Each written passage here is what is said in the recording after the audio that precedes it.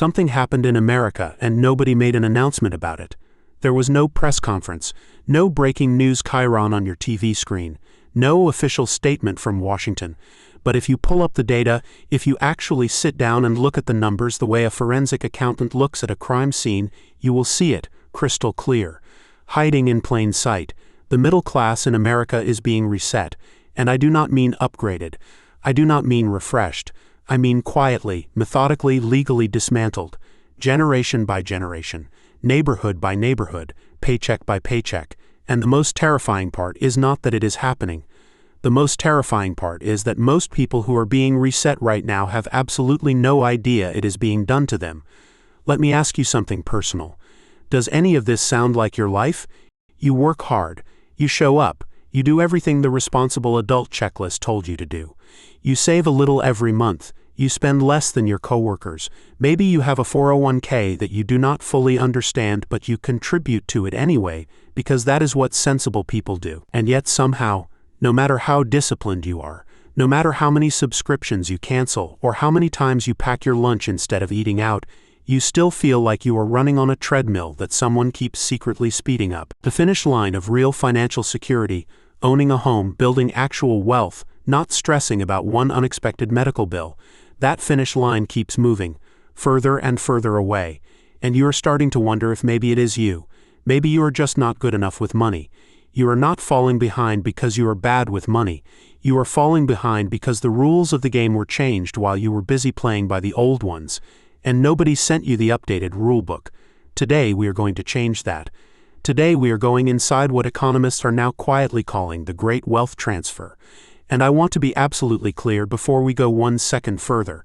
This is not a conspiracy theory. This is not doom-scrolling content designed to make you feel hopeless. This is documented. This is in the data. This is happening to your family, your neighbors, the coworker sitting 3 desks away from you, who seems fine on the outside and is 1 car repair away from a financial crisis on the inside. And by the time this video ends, you are going to understand exactly how the system is executing this reset. Who is sitting at the top collecting the transferred wealth, and most importantly, what moves you can actually make right now before the window closes even further. If this is the kind of real talk about money and economics that you have been looking for, do yourself a favor and hit subscribe right now, because this channel exists for exactly this reason. To break down how money and wealth and economic systems actually work in plain English, so that regular people can make smarter decisions with real information. Now let us get into it.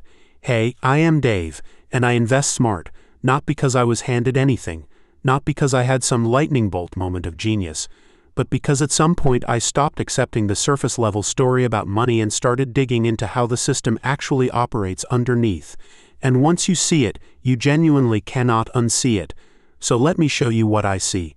Close your eyes for a second and picture America in 1970. A man with nothing more than a high school diploma working a unionized factory job could do the following.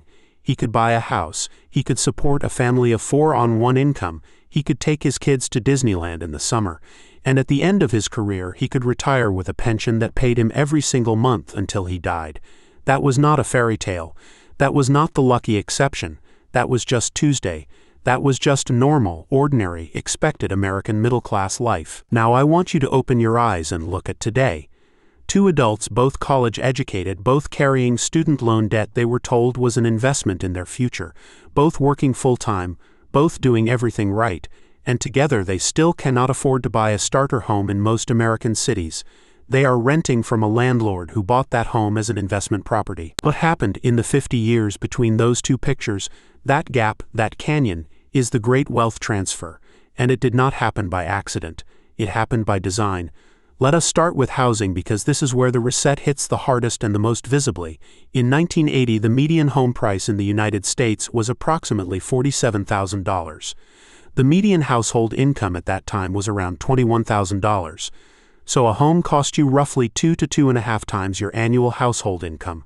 That ratio is manageable. That ratio is how an entire generation built equity, built stability, and built something to pass down to their children. That ratio is how wealth moves between generations. Now in 2026, the median home price nationally, sits somewhere around $420,000. Median household income sits around $74,000. That means a home now costs you nearly 6 times your annual income. And if you live in Austin or Denver or Miami or anywhere near a major coastal city, we are talking 10, 12, sometimes 15 times your annual income. The ladder to the middle class did not just get harder to climb. Someone came in the middle of the night and pulled the bottom rungs completely off. And here is the part that makes Dave actually have to put down the coffee and take a breath every single time he looks at this chart. It is not just the prices, it is who is buying. Over the last decade, institutional investors, meaning hedge funds, private equity firms, publicly traded real estate investment companies with billions of dollars in capital have purchased millions of single-family homes across the United States, entire subdivisions, entire zip codes in cities like Atlanta, Phoenix, Charlotte, and Nashville. These entities are not buying those homes to live in them. They are buying them to rent back to the exact people who should have been able to buy them. You wanted a starter home in a good school district, you saved your down payment, you got your pre-approval letter, too slow.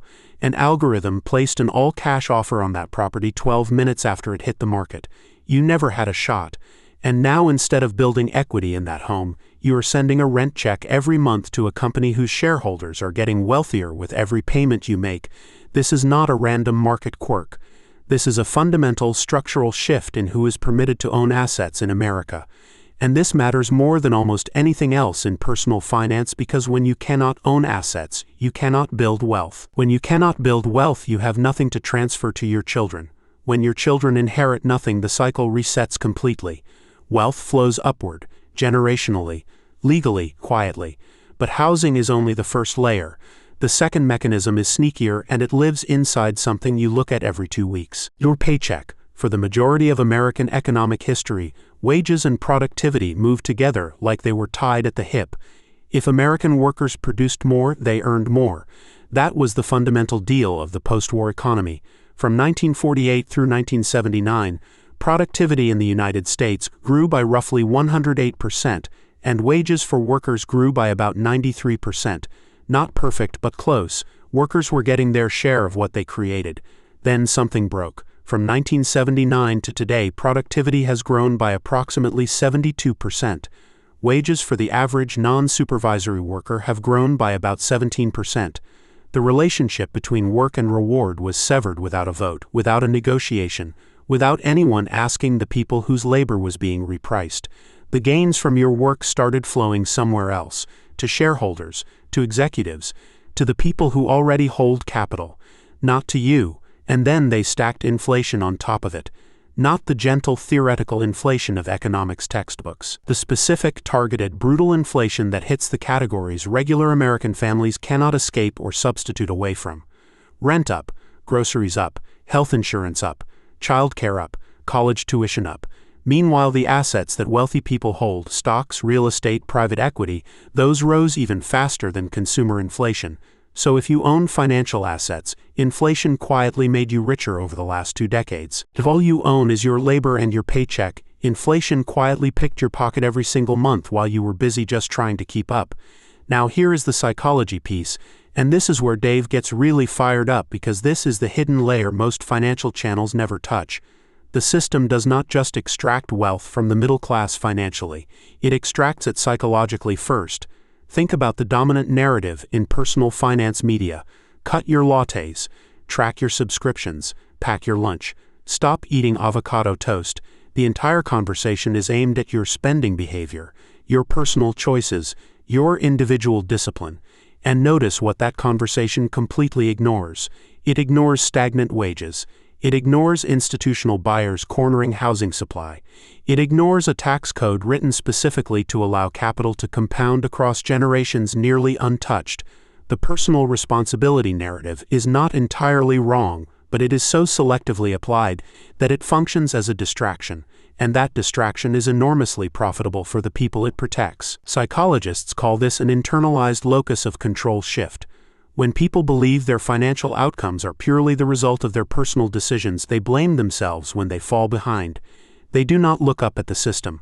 They do not demand structural change. They download a new budgeting app and try harder. And meanwhile, the transfer continues completely undisturbed. So what do you actually do? Because Dave is not here to just hand you a list of problems and walk away. That is not investing smart. That is just investing in anxiety. First, stop measuring yourself against a generation that played a completely different game on a completely different field. If homeownership in your market is mathematically broken right now, stop treating it as a personal failure. Explore REITs, house hacking in lower-cost markets, or co-investing models. The path to asset ownership has more lanes than it used to. Second, own something. This is the non-negotiable. The entire mechanism of the wealth transfer runs on the divide between people who own assets and people who own only their time.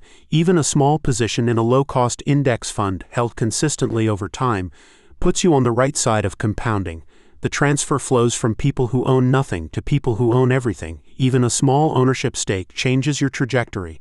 Third, understand that starting matters infinitely more than perfecting. The wealth transfer accelerates because compounding is ruthless in both directions.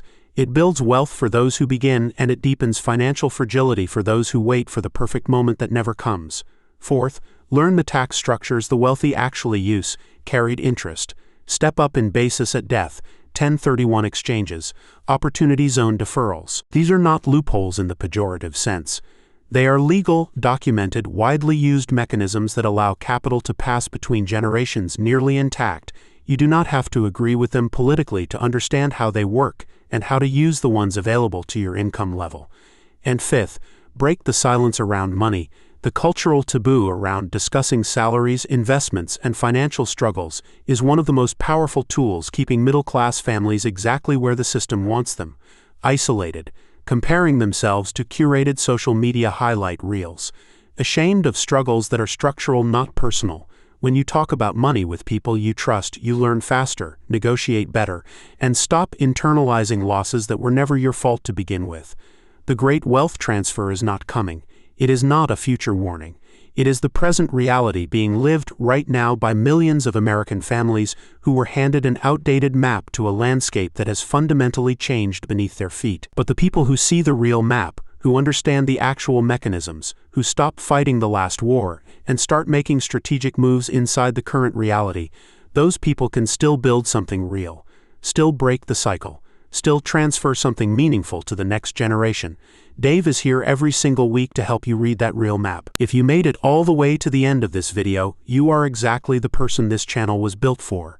Hit subscribe, ring that bell, and share this video with one person in your life who needs to hear it. Because the very first step to surviving a reset is knowing one is happening. And now you know.